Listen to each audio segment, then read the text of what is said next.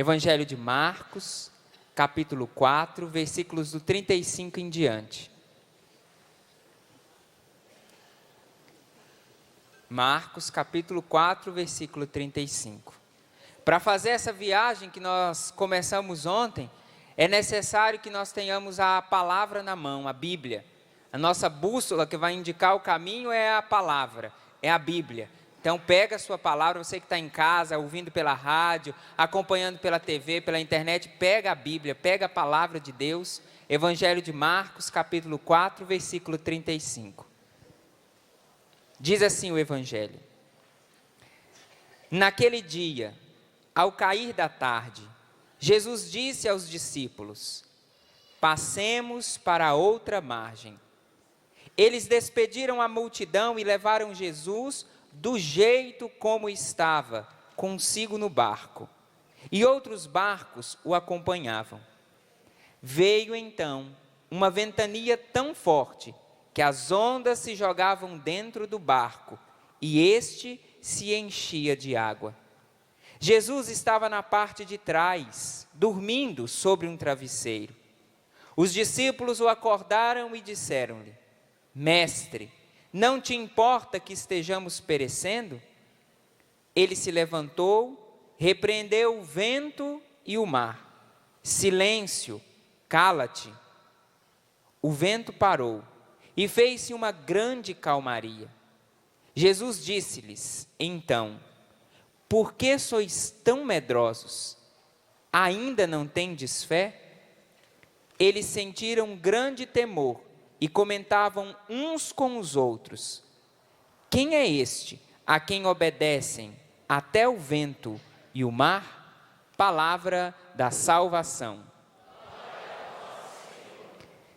Nós estamos então diante de uma passagem bíblica que mostra Jesus fazendo um convite para os discípulos. Eles já tinham trabalhado o dia todo, estavam trabalhando, cuidando da multidão, evangelizando, e no finalzinho da tarde, ali por volta de umas 4, 5 horas, no finalzinho da tarde, Jesus faz um convite para os discípulos: vamos passar para outra margem? Eu sei que aqui no meio das pessoas que vieram para o encontro, tem algumas pessoas que foram, agora recentemente, numa peregrinação, com a obra de Maria, com a Canção Nova, lá na Terra Santa, e vão lembrar da beleza que é aquele cenário do Mar da Galileia. Imagina aquele lugar de tardezinha, um sol lá bem quente, e Jesus convida aqueles discípulos, depois de um dia de trabalho, para passear de barco. Convida: vamos passar dessa margem para outra margem? Se fosse você, o que você ia fazer? Imagina, depois de um dia de trabalho, convidado por Jesus a passar de uma... Está aqui o pessoal, olha, aqui que foi na peregrinação, marcando presença. Imagina aquele convite, passar de uma margem para outra, na companhia de quem? De Jesus. Imagina você no meio da sua multidão de preocupações, Jesus te convida para passear com Ele, sem pagar, porque Jesus não falou aqui o valor da passagem, nem nada. Gente, imagina aquele cenário lindo. Alguma coisa podia dar errado. Imagina, a gente estando com Jesus, aceitando um convite de Jesus, na companhia de Jesus, pode alguma coisa dar errada? Naquele cenário maravilhoso. Gente, podia alguma coisa dar errada? Imagina, quem anda com Jesus pode experimentar alguma coisa errada? Quem anda com Jesus, na presença de Jesus, num cenário maravilhoso desse, pode passar por alguma situação difícil, algum problema, gente? Quem está com Jesus? Então, vocês não devem ter ouvido o Evangelho, né? Quem está com Jesus, nada pode dar errado? Na sua vida tem algum problema? Ah, então você não anda com Jesus, né? Está vendo como a gente precisa começar a mexer numa mentalidade infantil, de que quem anda com Jesus não tem problema? Gente, como é que vocês falam para mim que Jesus convidou para passear aquele dia lindo? Pode alguma coisa dar errado? Não, deu errado, gente. Acabei de ler o Evangelho para vocês. Entraram com Jesus, aceitaram o convite de Jesus, e no meio da viagem o que aconteceu? Uma tempestade. E eu perguntei: pode dar alguma coisa? Não. Eu espero que até o final do acampamento vocês voltem a ouvir direito, né? Pode dar alguma coisa errada? É claro que pode. É só a gente acompanhar a vida daquelas pessoas que andaram do lado de Jesus. Foi 1000 maravilhas a vida deles? Então como é que vocês antes me responderam que não pode nada acontecer? Acho que vocês estão meio com um probleminha de cabeça, né? Mas a gente vai tentar resolver. Olha aqui, claro que pode dar errado. Versículo 37. Veio então uma ventania tão forte que as ondas se jogavam dentro do barco e esse se enchia de água. Ainda ontem uma senhora falou assim: padre, o barco da minha vida está para um lado, para o outro e está enchendo d'água. Eu falei assim: não é só o seu não, ó, aqui também. Enchendo d'água aqui. Quantas vezes na nossa vida, nós que andamos com Jesus, e o nosso barco foi sacudido. Quem anda com Jesus não tem problema. Mentira! E não foi eu que inventei, vocês que confirmaram isso. Foi eu que inventei isso, não. Eu nunca preguei isso aqui. Nem a igreja nunca pregou isso. Que quem está com Jesus não tem problema. Está aqui. Chegou a ventania. Mesmo estando com Jesus. Você sabe de onde que vem essa mentalidade? A gente acha que quem anda com Jesus tem um plano de segurança. Nada me acontece. Mais ou menos como aquela imunidade parlamentar, que nada pode acontecer com os poderosos, ninguém pode tocar neles, né? A gente acha: eu estou com Jesus, nada vai me acontecer. Eu pago dízimo, eu vou na missa domingo, eu sou até sócio da Canção Nova. O que pode acontecer comigo? Não é assim que a gente fala? Não, eu tenho minha vida direitinha. Aí onde é que entra essa mentalidade errada? Ditado popular: quanto mais eu rezo...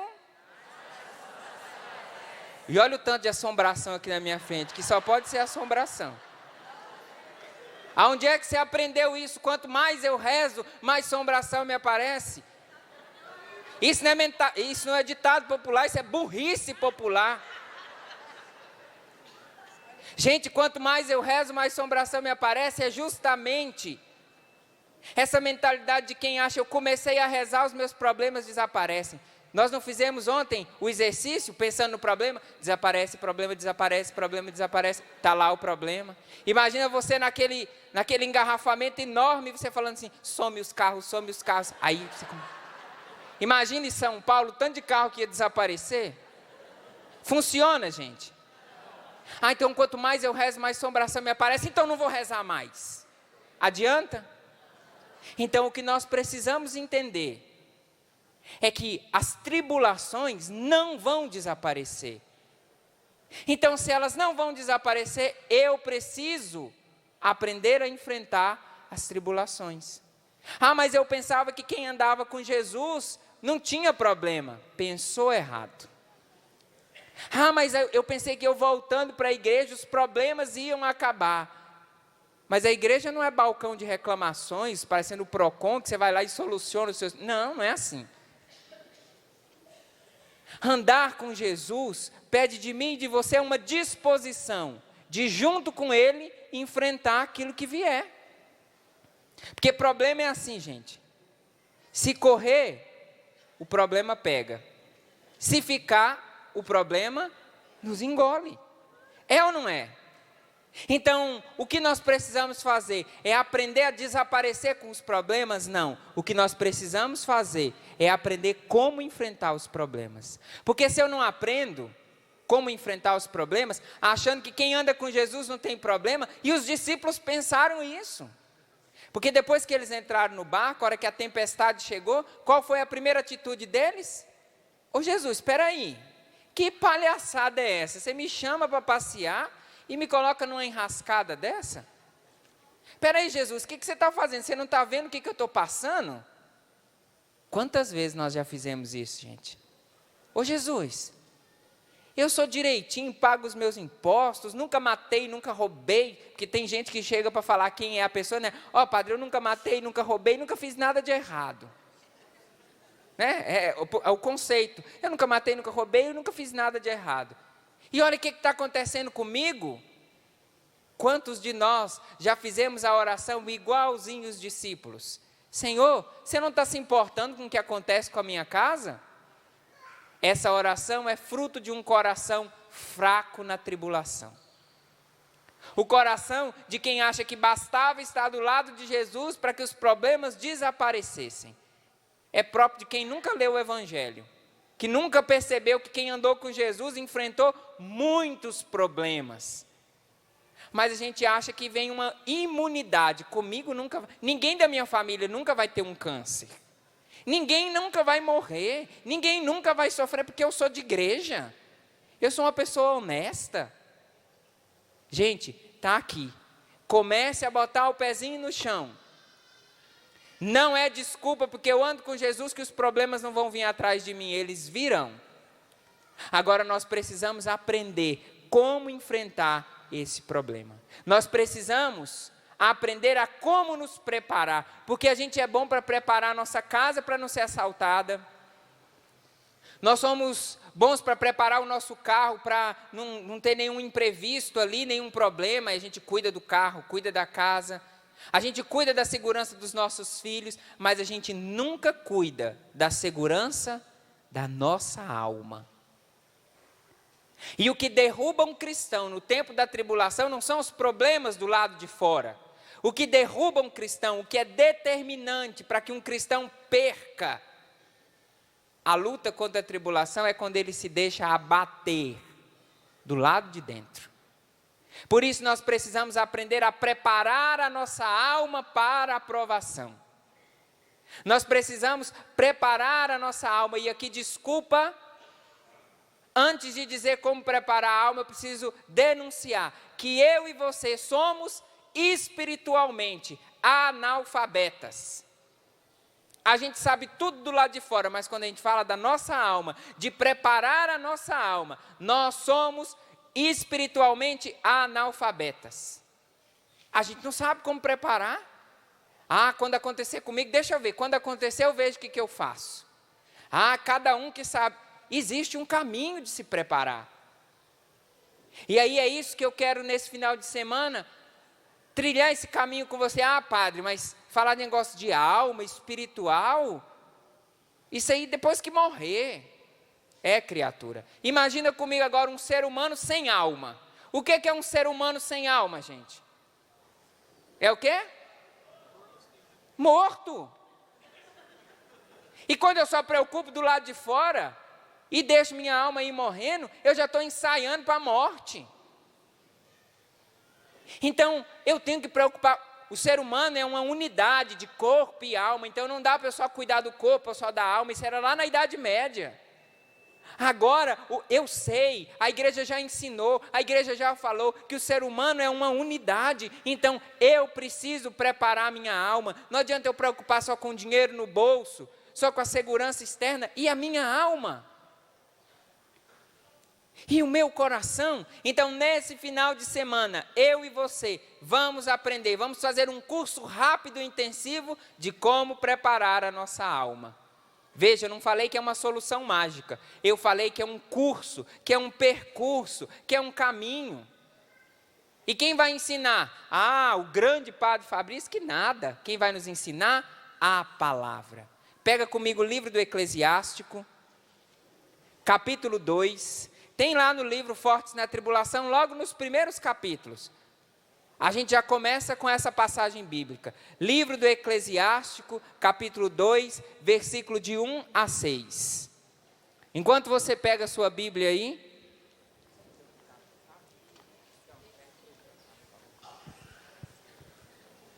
Eclesiástico, capítulo 2, versículo de 1 a 6.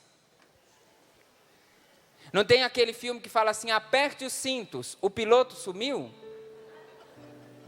Aperte o cinto, porque o piloto chegou, ele não vai sumir não. E nós vamos começar uma viagem. Eclesiástico capítulo 2, versículo de 1 a 6. Eu proclamo e depois a gente volta, aula por aula, passo por passo. Eclesiástico 2. Filho, se te apresentas para servir a Deus, permanece na justiça e no temor, e prepara a tua alma para a provação. Mantenha o teu coração firme e ser constante. Inclina o teu ouvido e acolhe as palavras inteligentes. E não te afobes no tempo da contrariedade. Suporta as demoras de Deus. Agarra-te a Ele e não o largues, para que sejas sábio em teus caminhos. Tudo o que te acontecer, aceita-o e sê constante na dor. Na tua humilhação, tem paciência, pois é no fogo que o ouro e a prata são provados, e no cadinho da humilhação, os que são agradáveis a Deus. Crê em Deus e Ele cuidará de ti.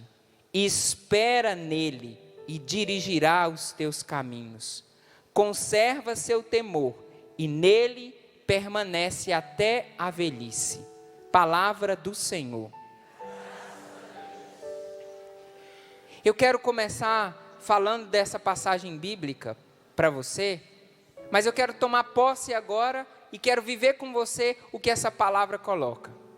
Primeira palavra do Eclesiástico é filho. Então eu agora estou assumindo a minha paternidade espiritual, e mesmo para você que já tem cabelo branco ou nem mais tem cabelo, tem dente ou nem tem dente, eu estou olhando para você e falando filho, filha. Eu sei que tem pessoas aqui que têm o dobro da minha idade, poderiam ser meu avô, minha avó, pai, mãe, mas agora você vai me escutar como um pai que fala para filho. Porque nós trazemos no nosso coração uma rebeldia muito grande, quando no tempo da aprovação alguém vem nos dar conselho. E se você veio e sentou aqui, está aí na televisão, assistindo, escutando, você vai me escutar como um filho. Porque eu estou assumindo a autoridade dessa palavra, para te orientar. Filho, filha.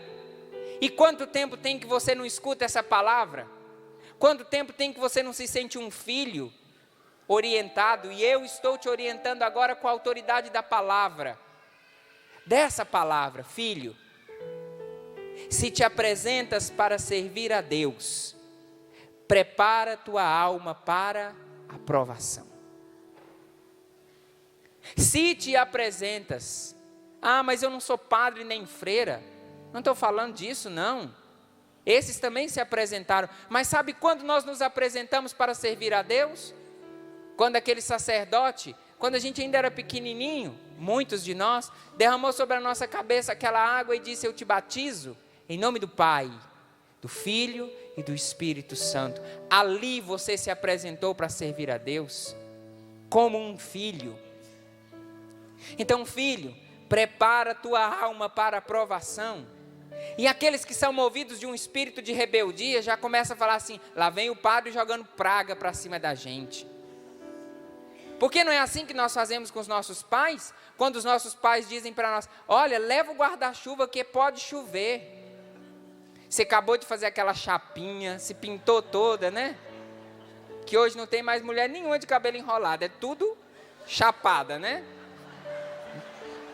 E as que não chaparam estão com vontade de ficar com o cabelo liso, mas tem vergonha. Minha filha, leva a sombrinha porque pode chover. Isso é coisa de velha. Olha aí, o sol está lindo. Minha filha, se prepara, leva o guarda-chuva. Aí a bonitona sai. 15 minutos depois, cai a chuva. Ela chega toda ensopada, olha para a mãe e fala assim: ô boca de praga, né? Não é assim que a gente faz? Todas as vezes que alguém se aproxima da gente tentando nos preparar, e a gente não escuta, quando a coisa acontece, a gente: foi praga da minha mãe, foi praga do meu pai. Eu não estou jogando sobre você uma praga. A palavra não está jogando uma praga, a palavra está te preparando. Te prepara para a provação. Se o caminho que você escolheu foi de servir a Deus, foi de viver os 10 mandamentos, foi de viver as leis da igreja, prepara a sua alma para a provação. Ainda ontem, aí no meio eu escutei uma irmã que disse: padre, eu vim para a igreja católica e eu estou sendo perseguida agora. Irmã, prepara a sua alma para a provação.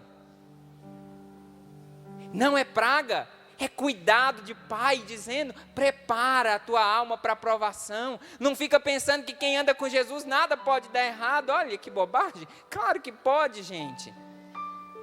Prepara a tua alma para a provação. E como é que eu vou preparar, padre? É a palavra que diz, mantenha o teu coração firme e ser constante. O tema do nosso encontro, tem de coragem um coração firme. E qual é a nossa reação no tempo da provação? Qual é a primeira atitude que o nosso coração no tempo da dificuldade ele vive? Não é a firmeza. A gente se torna uma pessoa dura. Dureza e firmeza é muito diferente, gente. Nós homens, quando passamos pelos momentos de tribulação, nos tornamos estúpidos, ignorantes. Bem do meu jeitinho delicado, né? Cavalo. O que tem de esposa com a marca da ferradura na testa do coice que ganhou do marido, não é de rir, é de chorar. Porque vocês já estavam passando por problemas, mas você deixou o coração endurecer. Quantas mulheres embrutecidas pelos problemas, de coração duro.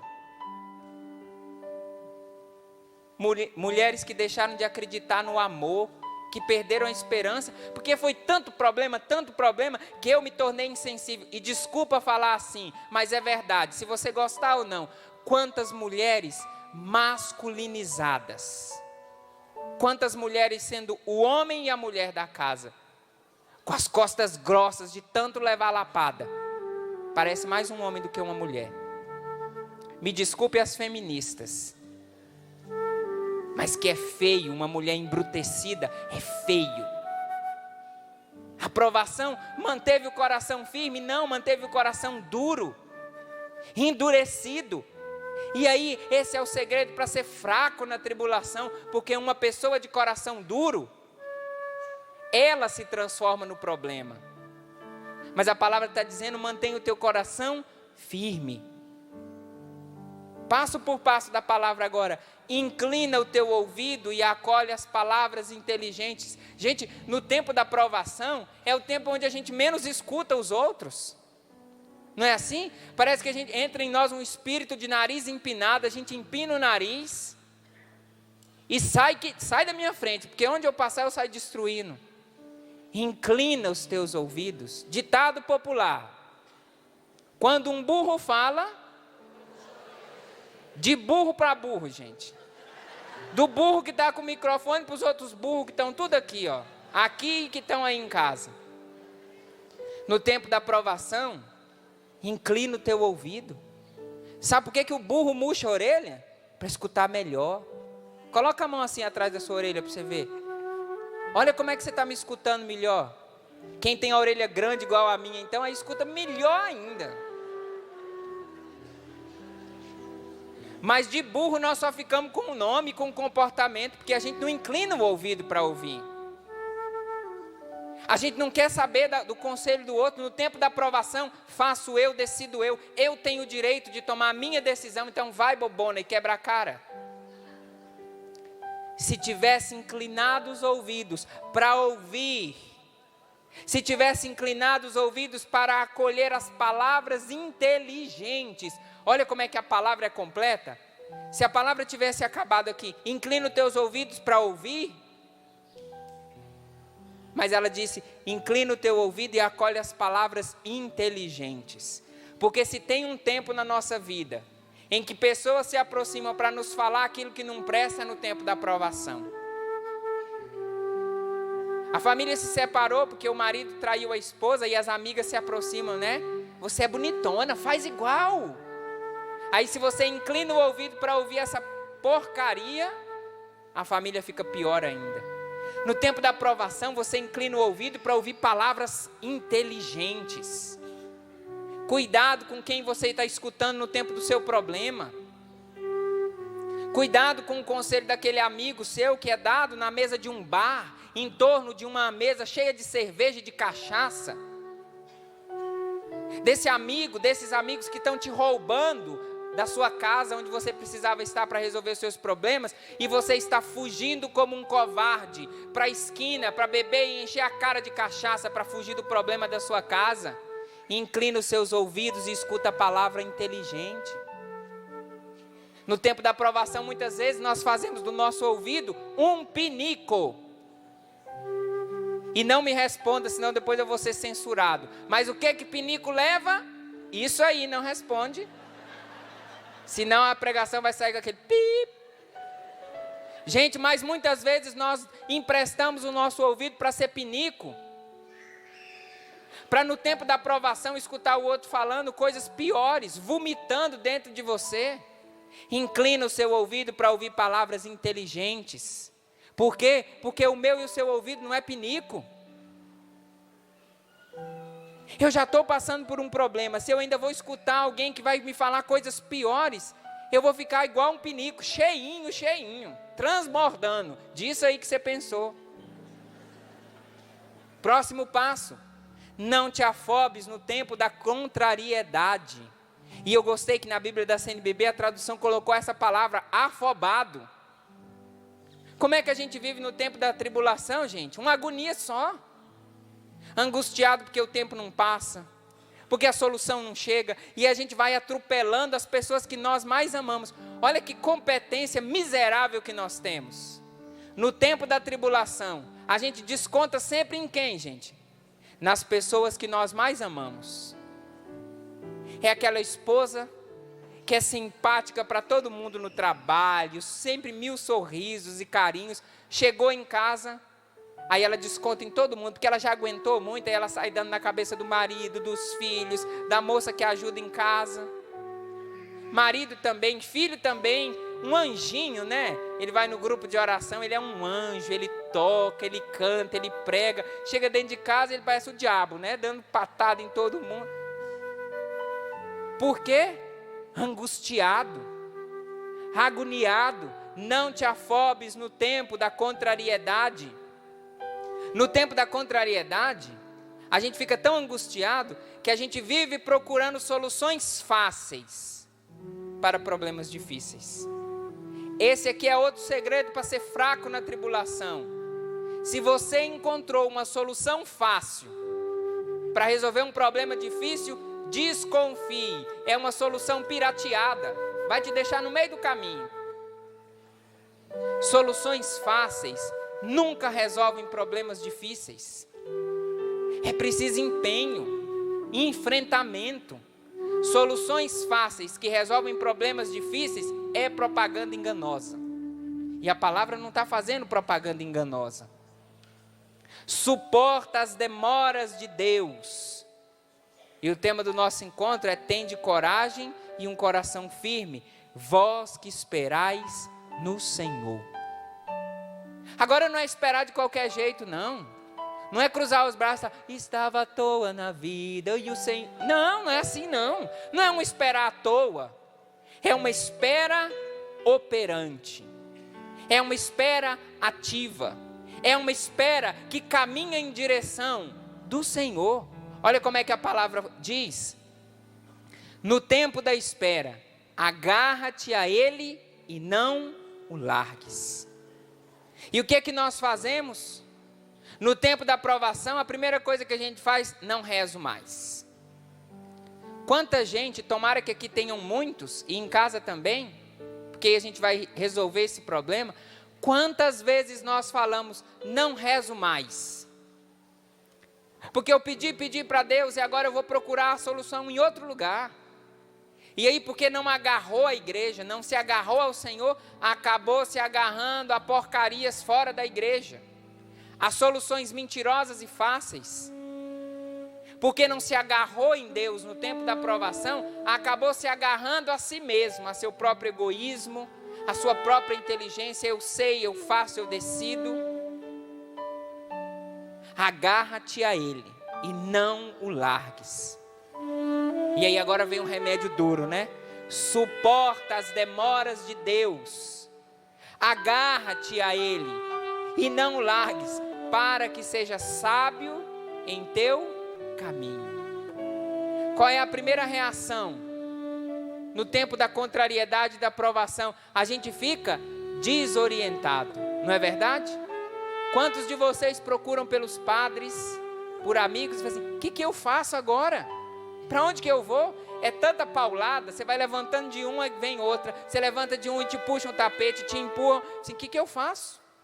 Já viveu essa sensação? Eu não sei o que eu faço, fulano morreu e agora o que eu faço? Ele era a minha vida, eu perdi o trabalho e agora? Desorientado.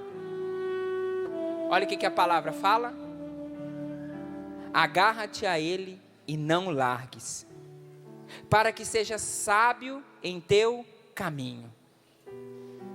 O que mais nós precisamos viver no tempo da contrariedade é estarmos orientados por Deus. O que faz com que a gente vá errando cada vez mais no tempo da provação é que, desorientados, a gente sai procurando solução em todos os lugares. Agora é uma moda, né? Todo carro agora, por mais furreca que seja, velho, todo carro tem lá um aparelhinho de GPS. Não é assim?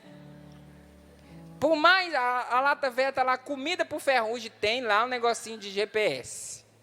Não é assim? E para que funciona o GPS? Para indicar o caminho. E aí coloca a voz daquela moça linda, né? Aquela voz, né? Você está acima do limite permitido. A 500 metros, vire à direita. Não é assim? E aí o que a gente faz? Vira a 500 metros, vira à direita. Nem sempre quando ela fala, você está acima do limite permitido, você diminui, né, cara de pau? Mas a gente vai obedecendo. Não é assim? A gente vai pegando orientação.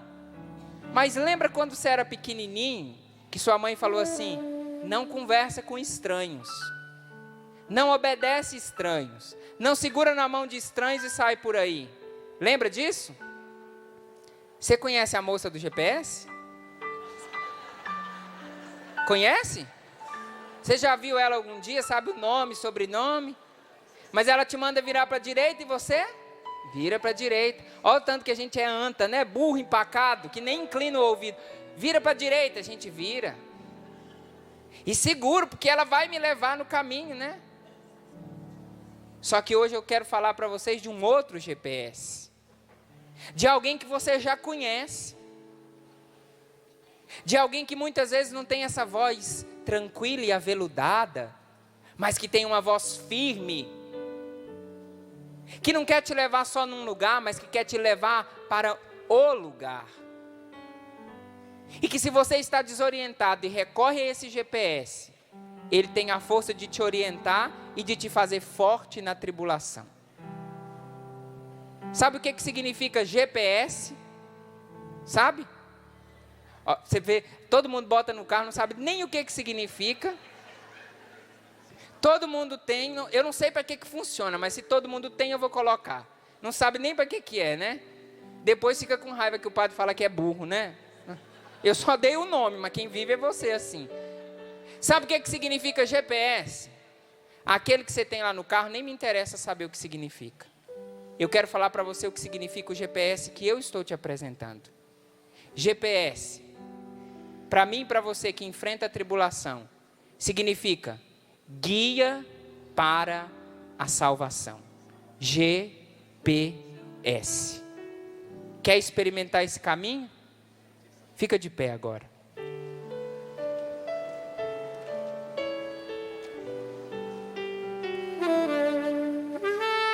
A última parte dessa passagem bíblica que nos ensina o que é ser forte na tribulação, diz assim: crê em Deus e Ele cuidará de ti.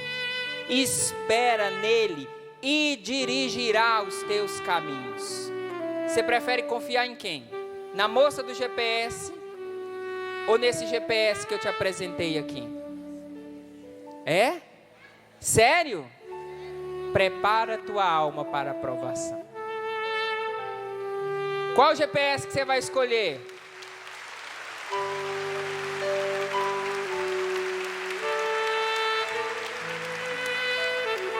Aplaudir é fácil, eu quero ver viver agora. Qual GPS você vai seguir? Esse aqui? Prepara sua alma para a provação. Quer seguir esse GPS? Prepara sua alma para provação, e não é praga que eu estou jogando sobre você. Estou falando como um pai que fala para filho. Prepara sua alma para provação. Não seja um inocente útil nas mãos da tribulação. Prepara sua alma para a provação. Lá no livro Fortes na Tribulação, que é cópia escrita e fiel, concreta da Bíblia. Não tem novidade nenhuma lá, tudo eu copiei da Bíblia. A página que eu mais gosto do livro é a página de número 17. Quem tem o livro aí? Abre o seu livro aí. E quem não tem, depois se vira para comprar, né? A página que eu mais gosto é a página número 17. Abre a página aí. Agora eu vou pedir que você leia a frase que está escrita na página 17. Eu vou pedir que você respire fundo e leia com muita força. Leia a frase que está escrita na página 17. 1, 2, 3 e... Não, leia o que está escrito. Está escrito o quê? É uma página em branco. Nossa, mas o padre não acredita no próprio livro dele. Ele fala que a parte mais bonita é a parte... É. Porque Jesus fez um convite para aqueles discípulos. E eles entraram no barco. Nessa folha branca aqui, é o espaço que eu deixo para você tomar a decisão. Quer entrar no barco? Jesus não obrigou os discípulos. E eu não posso te obrigar. A folha está em branco. Se você chegar do outro lado da folha, é sinal de que você entrou no barco. Agora, se entrar no barco, prepara a alma para a provação. Sabe por que essa página é a mais importante? Porque aqui quem decide é você. Agora, se entrar no barco, prepara a alma para a provação. Queria que você acolhesse comigo aqui uma família muito especial. O meu irmão Lúcio, sua esposa Gi. Vamos dar uma salva de palmas para eles.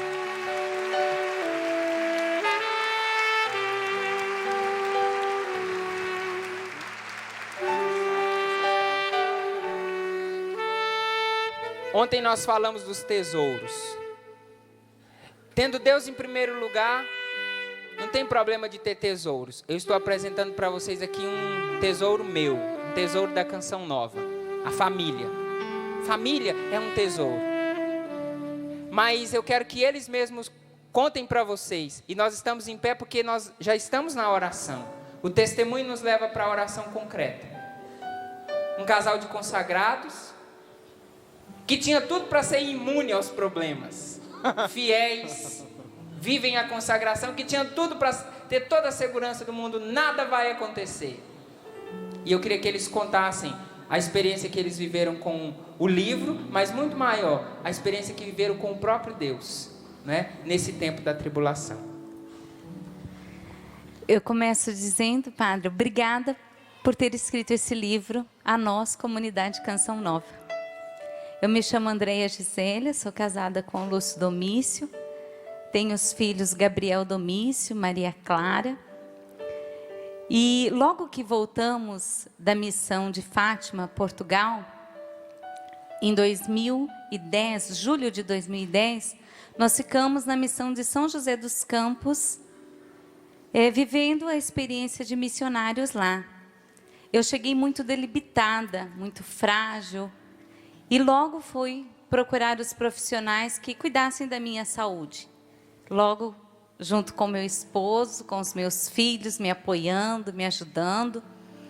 E nessa fragilidade toda que eu vivi praticamente do mês de julho até o ano de 2011, eu não sabia o que eu tinha de verdade. Mas eu tinha uma dor, uma irritação. Eu estava como uma pessoa quase que curvada, padre. Triste, cara feia, palavras amargas, né, Lúcio? Como o padre contou, a alma estava sendo preparada. Eu não sabia para quê. Mas como o padre disse também na pregação, que quando a gente ama, a gente deposita na pessoa que está ao lado, né? E o Lúcio foi a pessoa que mais sofreu nesse tempo, tenho certeza disso. Sem saber o que eu estava passando. Quando chegou no ano de 2011, em junho, praticamente agora fez um ano, no ano de 2011 eu recebi um grande presente, que foi ir à Terra Santa. E na Terra Santa, e ele que contribuiu para que eu fosse nesse presente. Ele que lutou. E eu fui. Chegando lá na Terra Santa, era tempo de Pentecostes, eu disse ao Senhor: olha, Jesus, eu vim aqui para ter a minha experiência contigo. Eu quero viver o primeiro amor, eu quero receber o Espírito Santo de novo, eu quero ser alegre, eu quero ser a Andréia Gisele que chegou na Canção Nova em 1996. Eu quero esse batismo.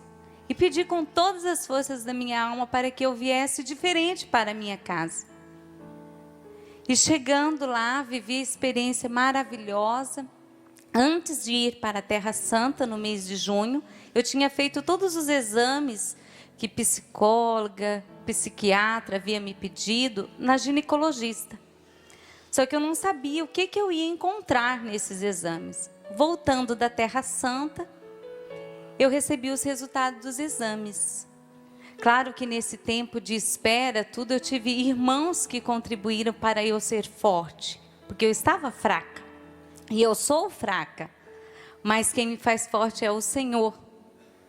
E eu lembro que antes de ir à Terra Santa, uma das irmãs de comunidade, que foi a Salete Ferreira, ela nem imagina, nem recorda isso. Ela chegou na missão de São José, pegou no meu braço e disse assim: Gi, é necessário esse tempo. Não corra dele, viva intensamente, não tenha medo desse tempo. E eu chorei, porque ela não sabia o que eu estava passando. E fui para a Terra Santa, voltei, peguei os resultados dos exames, e no resultado dos exames apresentou no útero, endometriose, nos ovários.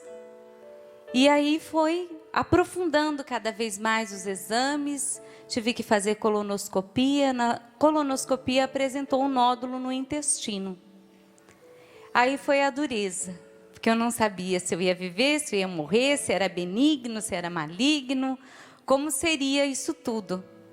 Só que eu vi a preocupação do Lúcio, do Gabriel, que já tem 10 anos hoje, da Maria Clara, 7 anos. Eu vi a preocupação da minha família.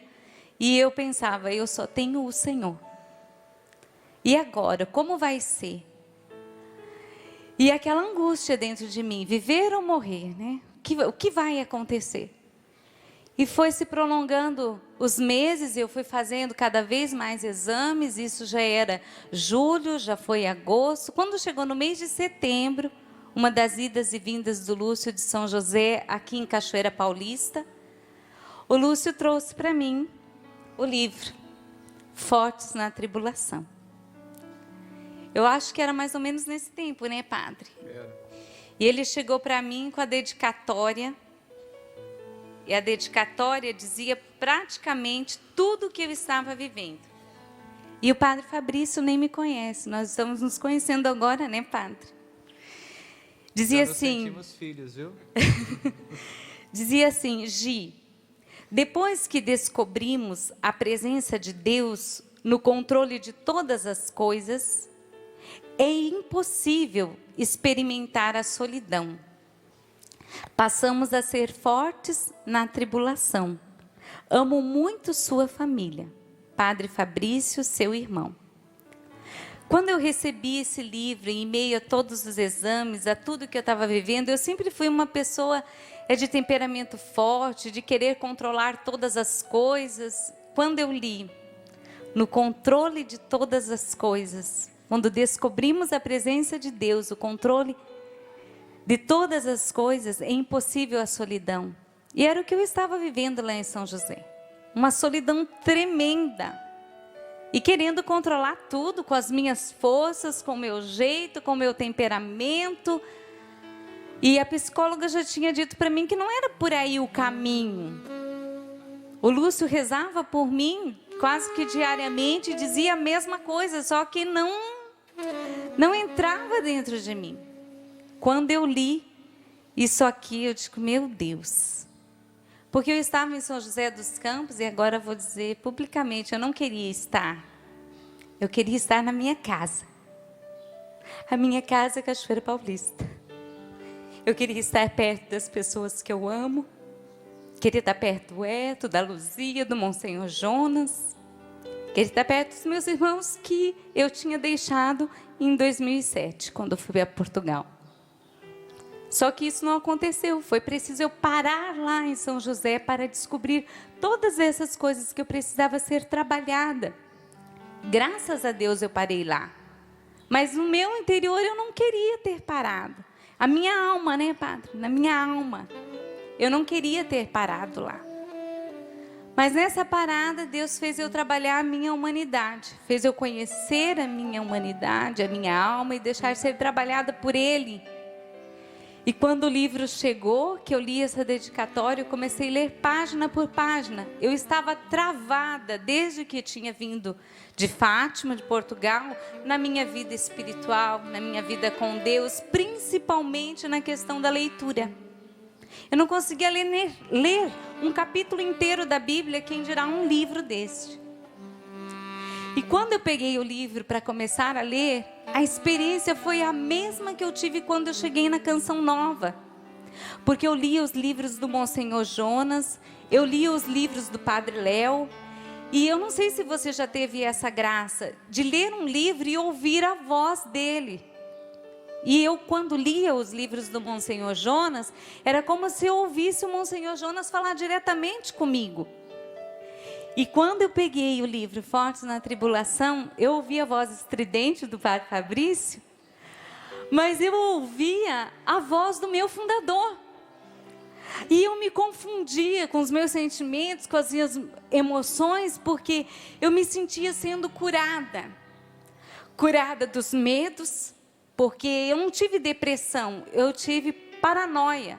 Eu tinha medo de tudo, eu tinha medo de falar, eu tinha medo de me pronunciar, eu tinha medo dos meus irmãos, do meu marido, dos meus filhos. E quando eu fui lendo este livro, eu fui me encontrando com a voz do Padre Fabrício, com a voz do Monsenhor Jonas. Gente, quem que eu estou ouvindo? A quem eu estou ouvindo nessa leitura? E fui deixando ser curada. Eu não sei, eu não posso dizer para você que está aqui, para você que está assistindo, qual o capítulo do livro me tocou mais. Porque eu fui do começo ao fim do livro sendo tocada e curada. Porque a partir desse livro eu já li outros livros, eu já pude me encontrar com a palavra de Deus. Foi uma cura assim completa. A medicina me ajudou muito. Mas eu me encontrei com algo precioso e cada um que eu ouvia da comunidade, dos meus irmãos, eu perguntava: você já leu o livro do Padre Fabrício? E assim eu fiz, mandei para minha casa, para minha família biológica, para ler esse livro, para divulgar esse livro. Porque a experiência foi única. Foi a certeza que eu tive de que a solidão foi embora. Quando chegou em janeiro deste ano, eu vim para minha casa. Eu estava pronta para chegar aqui na minha casa. Chegamos dia 23 de janeiro de 2012 em Cachoeira Paulista, nessa missão. E chegando nessa missão eu já tinha todos os resultados dos exames. Eu precisava fazer a cirurgia. E eu disse: Senhor, eu li todo o livro, Fortes na Tribulação, e agora eu tenho que ser forte porque eu tenho que enfrentar uma cirurgia. Eu nunca fui doente, eu nunca tive que tomar remédio, agora eu chego na minha casa, na casa-mãe eu tenho que me apresentar doente. Eu não queria estar doente, eu queria estar forte, eu queria estar dando tudo na missão, como eu sempre dei. E o Senhor me deixou parada na missão 5 meses, de janeiro a maio, esperando pela cirurgia. Fiz a cirurgia, o doutor Djalma foi um pai para nós, né, Lúcio? Encaminhou todo, foi o anjo de Deus.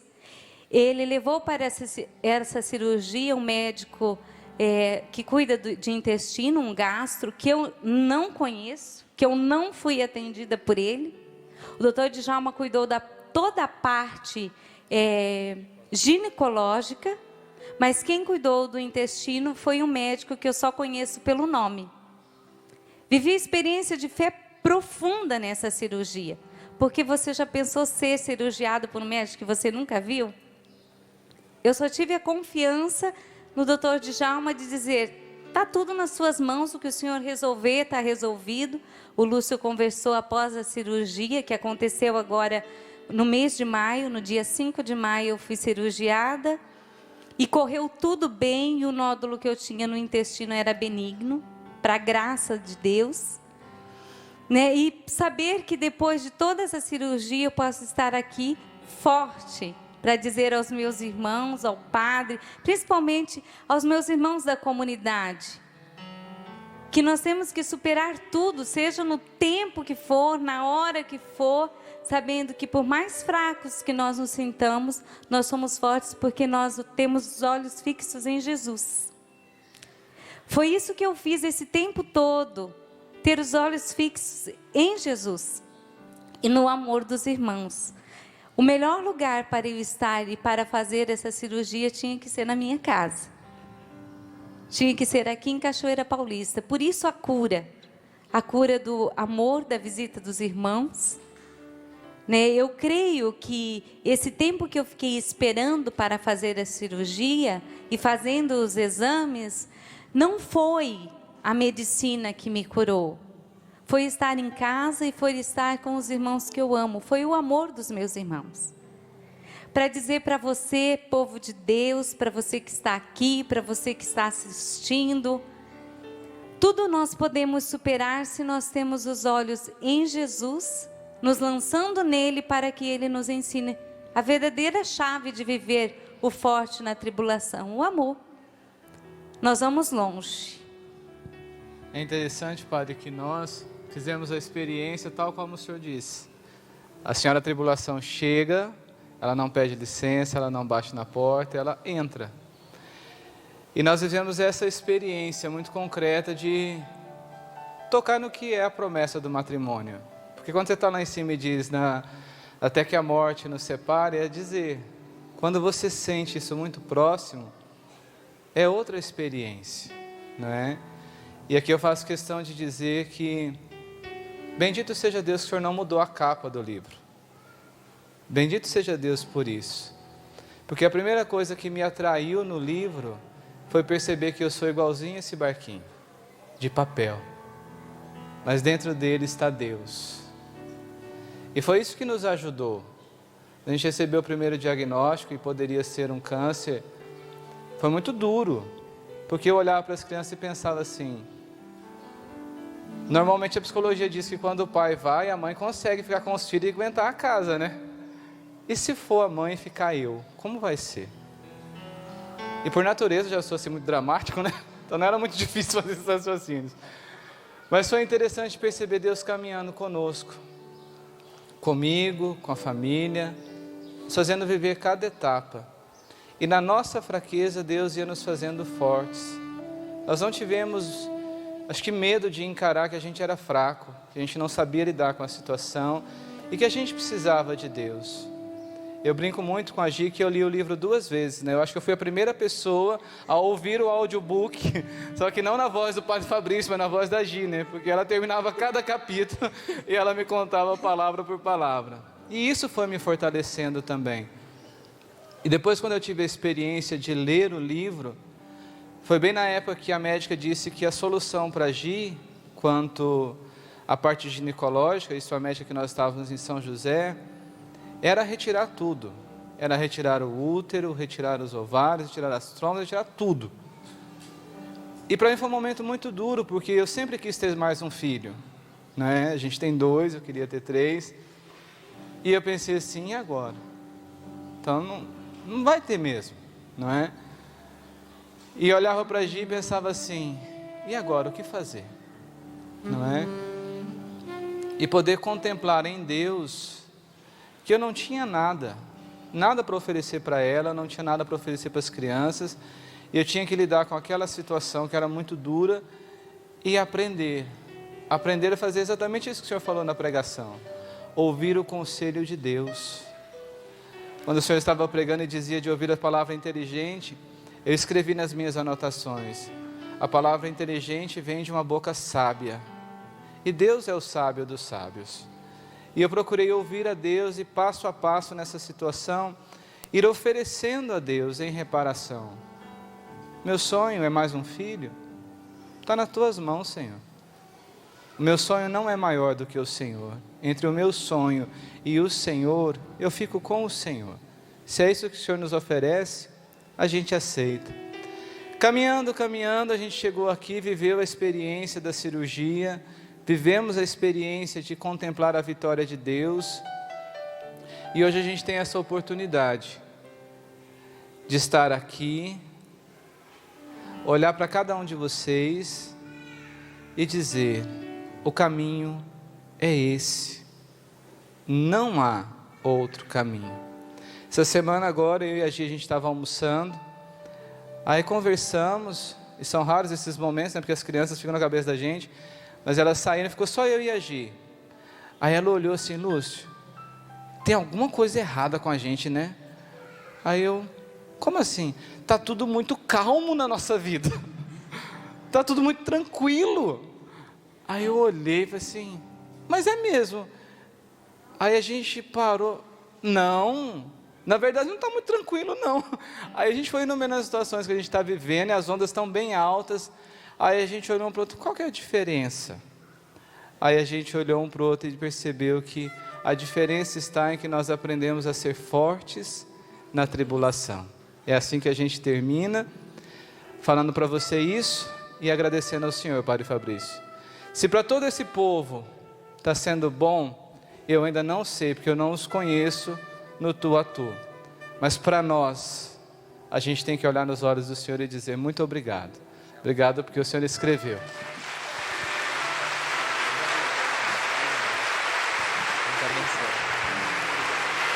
Valeu a pena.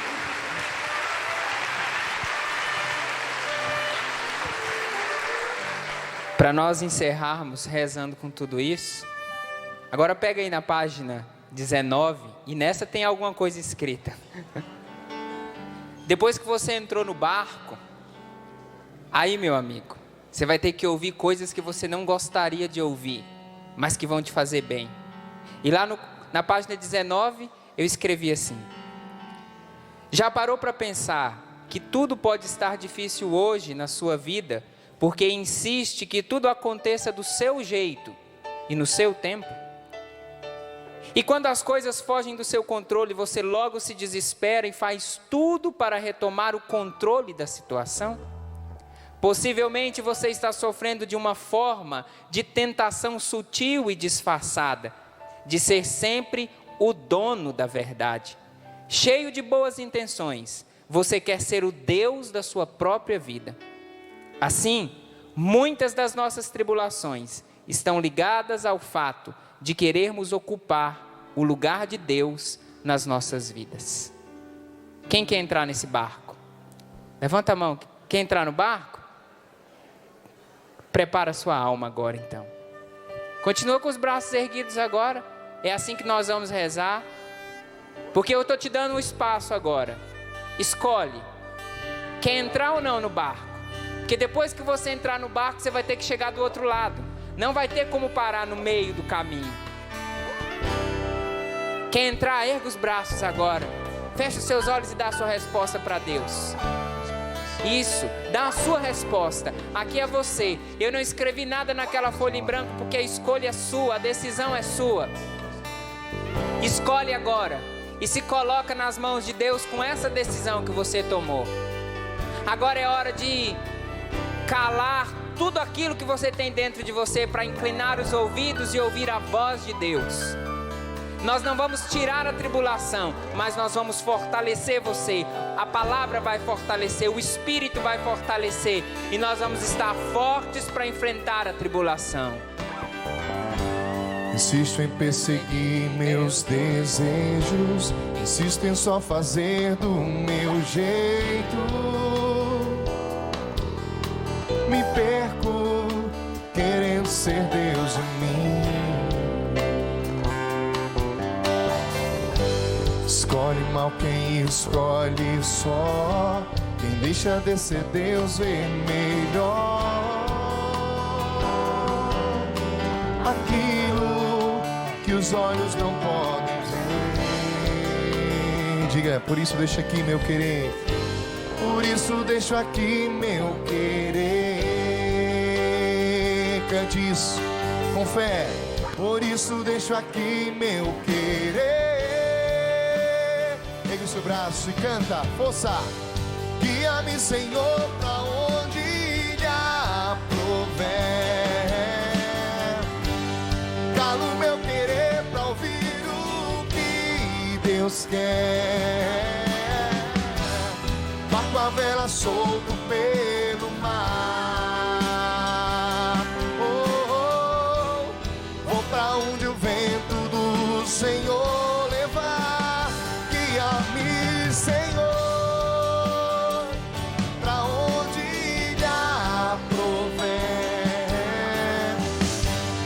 Calo meu querer pra ouvir o que Deus quer. Barco a vela solto pelo mar. Eu vou pra onde o vento do Senhor levar. Insisto em perseguir, canta, força. Insisto em perseguir meus, insisto em só fazer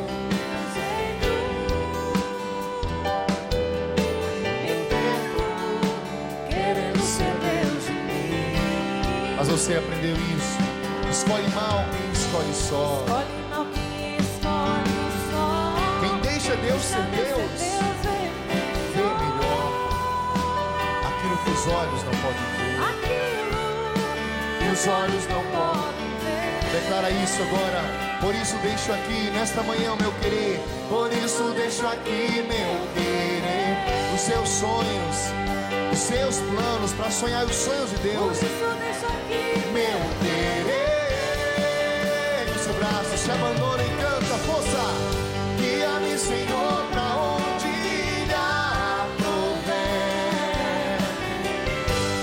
Calo meu querer pra ouvir o que Deus quer. A favela solta pelo mar. Eu vou pra onde o vento do Senhor levar. Guia-me, Senhor.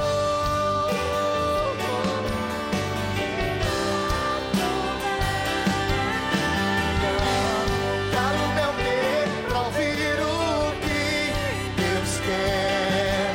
Moça, canta. Barco a vela solto pelo mar. Eu vou pra onde o vento do Senhor levar. Vai soltando a sua voz na linguagem dos anjos agora. Vai entrando nesse barco que é conduzido pelo vento do Senhor. É a sua resposta, é a sua oração agora. Seja bem-vindo a essa viagem. Seja bem-vindo a esse curso de preparação da sua alma. Você está sendo fortalecida. Você está sendo fortalecida agora.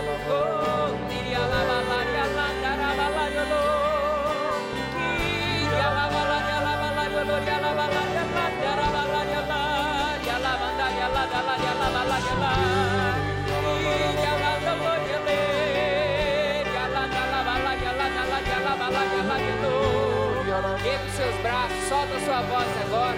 Dê a sua resposta a Deus agora com a disposição do seu corpo, da sua alma. Responda ao Senhor: eu quero, Senhor, eu preciso, Senhor. Eu sou fraco, mas contigo eu sou forte. Eu também tenho medo, Senhor. Eu também muitas vezes quero controlar a situação, mas eu agora entro no seu barco, Senhor, e leva-me, Senhor. Leva-me com o vento do teu Espírito. Leva a minha família, leva meu pai, minha mãe, filhos, esposo, esposa. Leva-me, Senhor, por onde quiseres. Se tu fores, eu vou. Se tu queres, eu quero, Senhor. Solta a sua voz na linguagem dos anjos agora. Vem, Espírito Santo do Senhor, nós te clamamos. Pela autoridade dessa palavra, como filhos nós clamamos. Vem, Espírito Santo.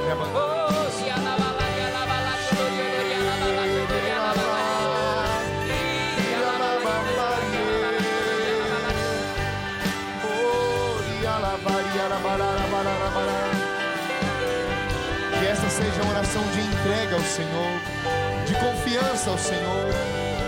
Ore no Espírito e se abandone nele, porque o próprio Espírito prepara a sua alma para a provação. O próprio Espírito de Deus prepara o seu coração para as tribulações. Se abandona agora, se lança.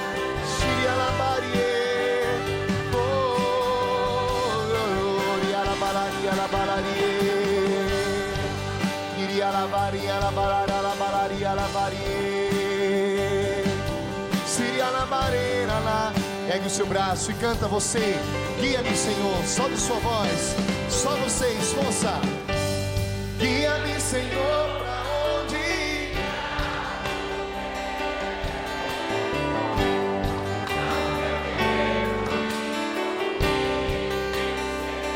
Essa é a sua decisão, barco a vela.